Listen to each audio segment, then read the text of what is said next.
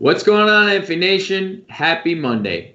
And welcome to the Fantasy Alarm NBA DFS live stream. What's going on, Grande, Nation? Happy across Monday. The way, and John welcome Impemba, to the Fantasy Alarm on the playbook today. Behind the scenes, we have Matt Sells. Thank you, as always, to Matt for producing this. John, nice little 6-game slate to start the week. You guys mentioned on the podcast, you and Sean, we have a pretty good schedule for the rest of the week. But we do have 6 games. We do have a boatload of injuries tonight. Why can't we spread the chalk out throughout the week, John? I mean, it seems like one night we have 100 injuries, and then tomorrow there's going to be 0, and we're going to be scratching and clawing for value. I mean, that's what the NBA is, though. I mean, it's like you said, it's one night. There's everything. I actually think we're probably going to have it be in for a good week of value. Like, we're already getting news of people who aren't playing tomorrow. So, like, you know, I think this is just what we're in. We're, you know, a month or so into the NBA year. Teams are sick. People are hurt, taking days off, getting rest days, you know, the works. So I think that's just kind of where we're at right now. Well, we do have 6 games to get to, so let's hop into the playbook, John. We don't have a lot of spend-up options tonight, and we're starting at point guard where one of the spend-ups is, and that is Trae Young, who is expensive. There's no way around it. He's over 10K on both DraftKings and FanDuel. He is the top price dog, and then we have 2 point guards over 8K on both sites, and Ben Simmons and Malcolm Brogdon. Are you spending up on Trae? And if not, are you dropping down to Simmons and Brogdon for all formats? No, I mean, I think they're all in play. For me, I think we're definitely going up and spending up on Trae Young tonight. I mean, Sean and I talked about it on the podcast. You know, given the matchup and sort of the slate that we have and the ceilings of sort of the rest of the field, there are a few that have his potential to go for 60, you know, fantasy points like we've seen this year. You know, there's obviously Giannis and Embiid, like those 2 guys are certainly there. But Trae, you know, if you kind of hide the name and look at the cost and production, you wouldn't have any problem, I think, paying up. So Trae Young against Golden State, he's my top play of the day. I have him in my core lineups. He's actually my main lineup as well. He's in the example lineups. He's definitely the guy I'm looking at. If you do want to go down, though, I mean, Ben Simmons is another guy that we saw go for 50 the other day, 50 fantasy points, that is. So we know what his upside can be, you know, in the matchup they have today, you know, against Utah, which is lower scoring in terms of game total today. It's only 205, but should be a competitive one. You know, I think this is a good spot where, you know, Simmons could fill up the stat sheet again and, you know, get the rebounds and assists totals that we look for out of him. So, yeah, I think Simmons is fine. Trae Young's good. A little hesitant on Brogdon just because of the matchup. I put him in because, you know, if that game does stay close somehow, you know, then the upside there for 40-plus fantasy points is certainly present. Let's talk about the rest of the division then. Terry Rozier we've been teetering with him and Graham recently. Both have been very solid, and it's a solid matchup against Phoenix, who has been worse defensively as the season has progressed, and now there's no rim protection in Aaron Baines, who has been ruled out. You have Kai Bowman with no Draymond Green. Kai Bowman's been playing a lot of minutes with Draymond Green. Right. And then we have value, which I think is going to be a very popular route tonight in Dennis Smith Jr. and Tyus Jones, because let's just face it, DraftKings did a good job, at least for Tyus, but didn't do a good job for Smith, $3,200. Yeah, they couldn't react to this. Right. Agreed. But, I mean, FanDuel, come on, $4K for Tyus Jones. I mean, that's just, it just makes it too easy, right? It does make it too easy, but, I mean, you're also still getting Dennis Smith Jr. for even cheaper cost on FanDuel. We've always known that Dennis Smith Jr., when given the minutes, is a really good offensive player. When he was traded to the Knicks, you and I both kind of really liked that move for him. We thought, hey, you know, he's going to go to a new team that doesn't have a guard. They need him to play. And obviously that just wasn't the case. For whatever reason, he just fell out of favor. His defense is atrocious. The man I think Sean said on the podcast last night, he once had a defensive rating of like 125 or something like that for like the season or a long stretch of the year. So he's just atrocious defensively, and that kind of keeps him sometimes on the bench. But, you know, Frankie smokes again tonight. They're limited at the guard position. So I would hope that we're still going to see a lot of minutes out of him tonight. And I do have him as my primary punt over Tyus Jones today, just because you're getting those extra savings. And Jones himself, you know, even with like the sort of the starting role, played 25 minutes. Anthony Milton played 22 minutes and almost triple-doubled in those 22 minutes against against Minnesota yesterday. So who knows what happens there? Like if Milton gets off to a quicker start, maybe Jones ends up, riding the pine, or they split the minutes and play 25 or 20 each or whatever. So I do have Dennis Smith Jr. there, but nothing's a lock with min-price plays. Right. Something that you did bring up before we hopped on air, the Knicks did recall Kadeem Allen, this ex-Celtic great, and we saw Kadeem Allen play. He was good last year for those. He played a lot of minutes for the Knicks last year, and we know Dave Fizdale's a psychopath, so that is something to keep in mind. But let's move over on both sides too. Hasn't played yet this year though. So hasn't played yet this year, but I mean, with Dave Fizdale, there is always opportunity. Let's move over to shooting guard position. You do have Devontae Graham listed at point guard. He is a shooting guard, right? Over on FanDuel. He is on FanDuel. He's a point guard, shooting guard over on DraftKings. I absolutely love this position. Again, this is definitely a good night to play DraftKings, where you can play the point guard, shooting guard, small forward guard, utility sort of combos that they work. You mentioned, Rozier and Graham. They both have been like sharing, the spotlight right now, both putting up, mid-30s fantasy production. All the offense really goes through those two. Miles Bridges occasionally will start to step up his game a little bit, but they don't have too much else there. The random guy goes off. We saw Washington randomly go off a couple nights ago, but primarily the offense is Graham and Rozier. So I think that's a safe bet for them tonight. They do go up against Phoenix, which they'll be going up against Booker and Ricky Rubio. But I still like Graham fine today. I think, late night hammer tonight, Chicago and Sacramento, Buddy Hield, Zach Lavine. To me, those are two guys that I'm building my core lineups around. Both really playing well right now. Lavine showing that ceiling that, he flashes, but he frustrates us because it hasn't been consistent. But you look at the recent play, it's been a little bit more consistent. 44 fantasy points he's averaging over the last 5 games for him. Went from 47, 58, and 60 in 3 of the last 4.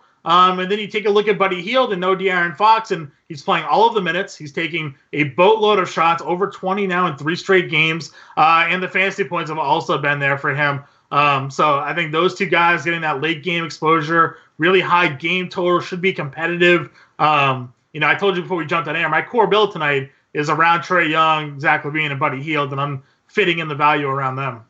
Yeah, both teams have been pretty dreadful defensively over the last 2 weeks. Pretty much for the whole season. So I agree there with both. You also have Donovan Mitchell, who's around the same price. $8,500 on FanDuel is a little steep for me, for my liking. But, it's fine. And then 2 value guys you have. Well, Dylan Brooks once was value, but $5,200 on DraftKings, I guess you can make the case for it because he's a scorer and there's no John Morant. And then you have Damian Dotson, who, again, I want to call these type of plays the Dave Fizdale special because this is a Dave Fizdale special in a nutshell. He hadn't played more than 14 minutes basically for the last month, and then he played 31 yesterday. Maybe bigger news though, James, because we just got the alert that Chris Middleton is re-entering the starting lineup tonight. Now it is not the best matchup in terms of game flow because it's against the Knicks and there's, a high point total here in terms of spread that we're looking at, 16.5 point favorites for Milwaukee.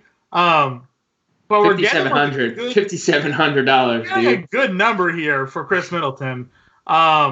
And, on the podcast, we talked a lot about how we actually liked him coming off the bench because he was the man. All the usage was going through him. But Middleton still shares a good chunk of usage with Giannis when they're in the starting lineup together. Bledsoe's the odd man out in those scenarios. So, $5,700 for Chris Middleton. If you want to be contrarian, if you think maybe the Knicks can keep it competitive a little bit more, we just saw Charlotte get, blown out, by Milwaukee. But I feel like the way the Knicks are built is better than how we see Charlotte built. They have guys that in the front court that can score, whether it's Randall, Portis can come off the bench, Marcus Morris, RJ Barrett's a better, overall player compared to what the Hornets kind of put out there where they're really weak. They're really reliant on 2-guard play. Maybe the Knicks hang around for a little bit. I don't know. In Middleton, can get the value there at his cost. I'm trying to see what he is over on FanDuel right now. He's priced out at 64, a little bit more expensive, but 57 I think is maybe worth a dart. I don't know if the Knicks keep this close, considering there is no Marcus Morris here. Oh, he's out already? Okay.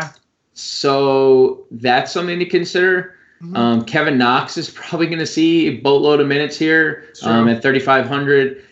I'm hesitant because I do agree with the Knicks at full strength. I mean, they have the length at least to contend with Milwaukee because they start a 6'7" RJ Barrett at shooting guard. I mean, that's a lengthy guy. Without Morris, though, who's definitely their best on-ball defender, I don't really see a way they stop Giannis. I don't really see a way they stop Middleton. But I think, honestly, at 5,700, Middleton has a much better opportunity to hit 5X than Giannis at 12K in a 16.5 point spread. I don't know if that's crazy, but, I mean, again, you're talking about a guy with a 25% usage rate. A guy averages 1.2 or 1.02 fantasy points per minute. They may want to just build up his minutes anyways. I mean, I know he only played 16, but it was like a 40-point blowout there the other night. So maybe if they can keep it a little bit competitive, then maybe he still gets his 25. Your boy is not likely not starting, but I mean we can get there in a couple. We'll get there in a couple minutes. That was we'll just because since we're both looking at our phone there. Reports are that Looney is going to possibly start over Eric Paschal. I don't know why, but whatever. We'll talk about it small forward because he's in the playbook. I do like him tonight in this matchup against Atlanta, but that would be disappointing. Even though they said they think Looney's only going to play 15 minutes tonight, I don't know. Why are you doing that to him? Sit Glenn Robinson. We already know what Glenn Robinson is. Play Eric Paschal. Speaking of small forward, let's move over there, John. Giannis projected 65% ownership on FanDuel, and I think it's warranted because you can punt basically everywhere. You can play him and another guy. So you can play him and another guy, and you can punt everything. I mean, Robin Lopez, a FanDuel blunder. Robin Lopez is $3,500. Mm-hmm. Dennis Smith Jr. min price, Tyus Jones for it. So you have value everywhere. There's value on the Warriors. There's value.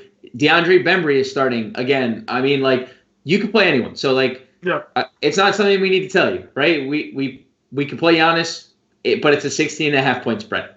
Okay, let me ask you: does Giannis hit 5X tonight at 12-2 on FanDuel? I mean, he went for 45 FanDuel points in 19 minutes the other night. So, I'm not saying he can't. I'm asking you, John, will he? 5X, no, but I don't know if you need 5X. Do you need 60 from him tonight, given the ceilings of everybody?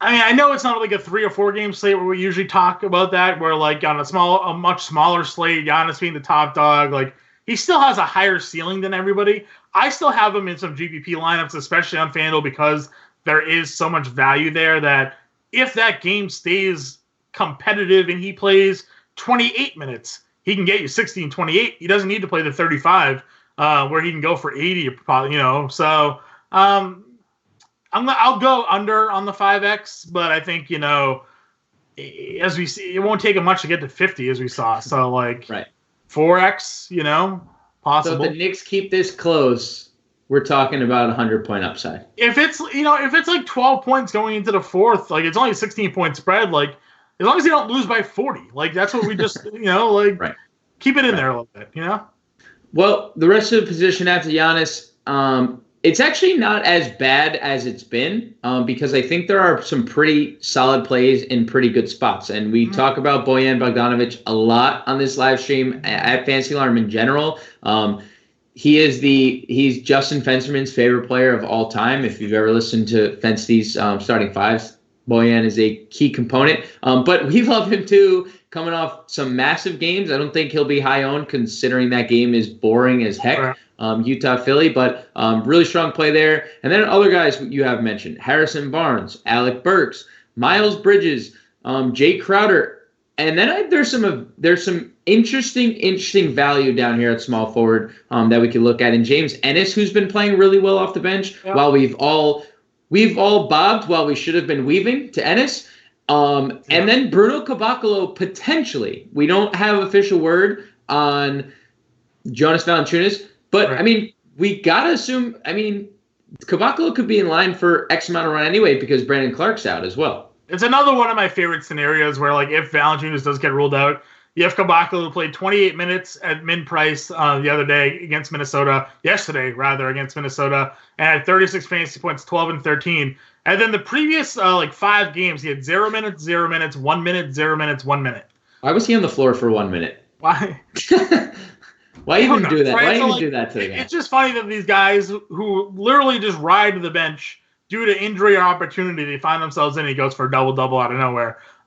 Bruno's okay. I mean, like, I didn't really like playing him last year when he was always in the lineups. You know, Grizzlies were just so brutal last year with injuries that he would find his way into starting lineups. I didn't often find him in there, but he also did have games where he would go for like 40 fantasy points and, win people a lot of money. So he's definitely there. Valanciunas ends up being ruled out. I'm hoping that isn't the case. You know, we don't have official word there. I think in the playbook I might have even mentioned that Valanciunas was out. I thought I saw earlier that he's out, but he's still listed as questionable. Clark's been ruled out. So if it's in the playbook as him out, I'll update that afterwards.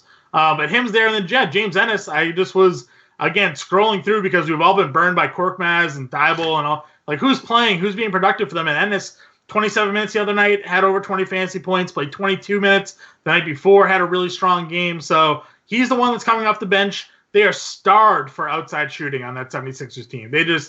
They should have never let Reddick go. They needed to replace him. They didn't do. I mean, Richardson's a fine outside shooter, but he's not an outside shooter. He's a guy that needs the ball in his hands.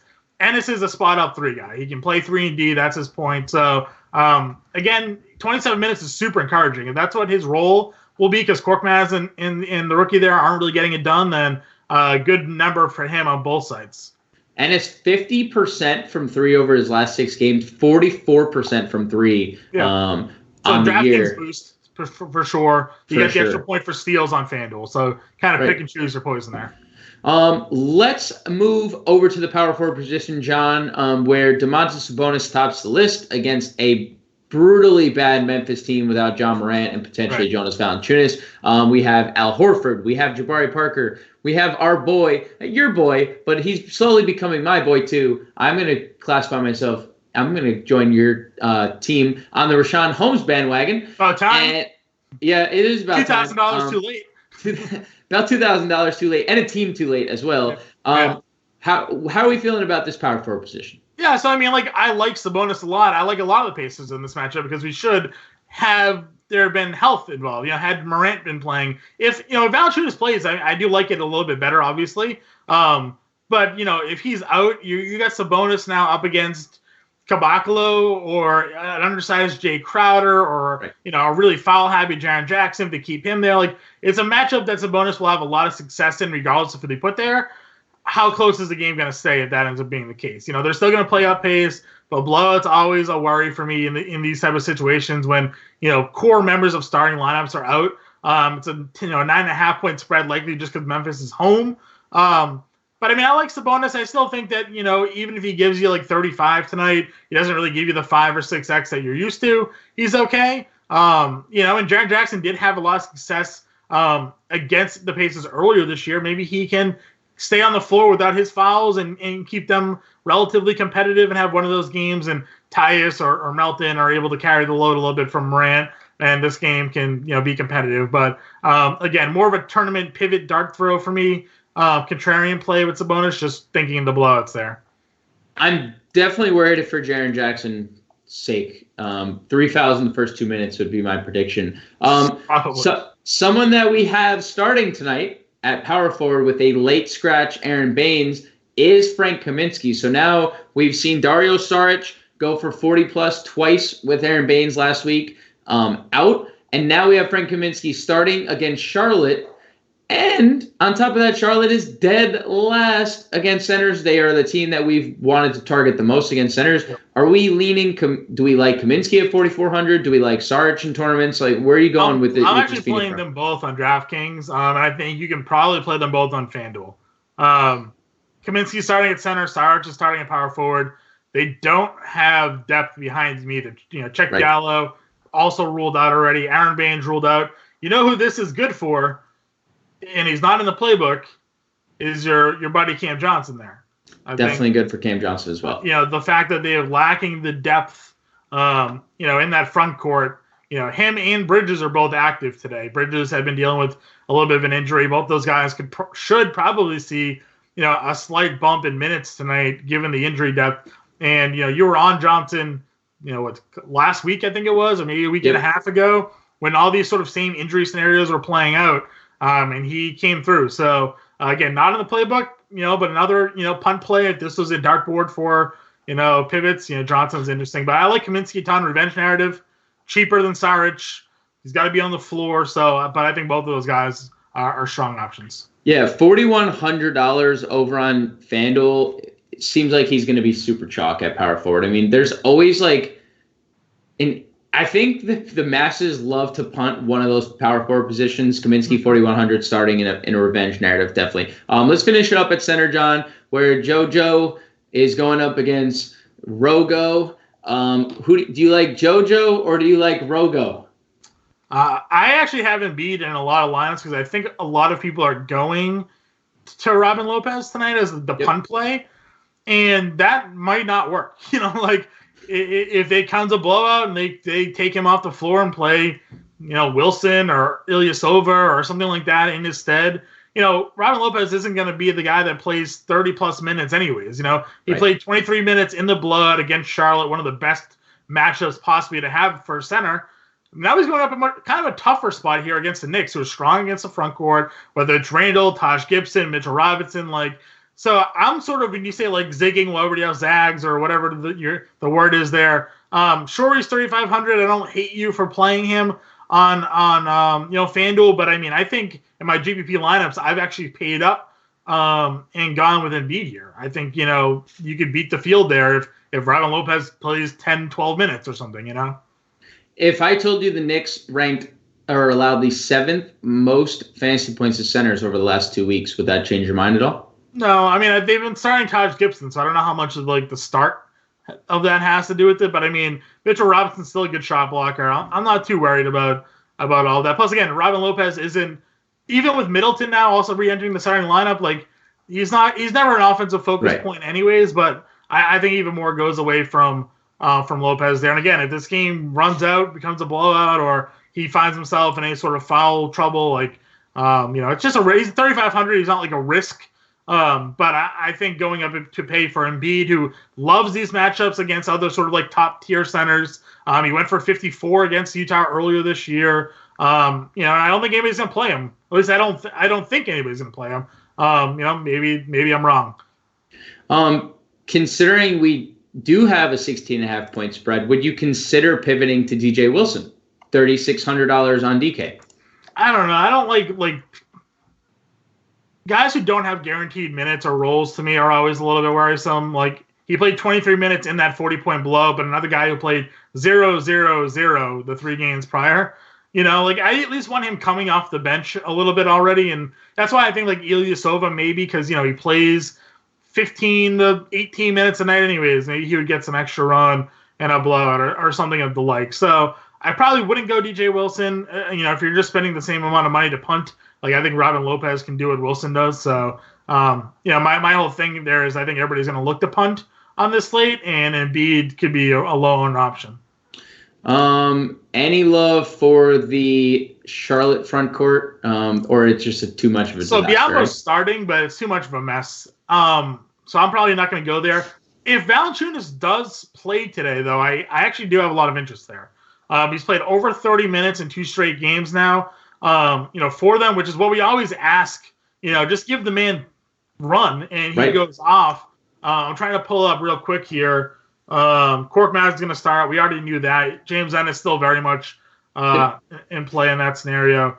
I want to know exactly what we have for usage there with Morant off the floor for Valanciunas. So I'm just going to do this awful live stream work and pull it up while we're recording.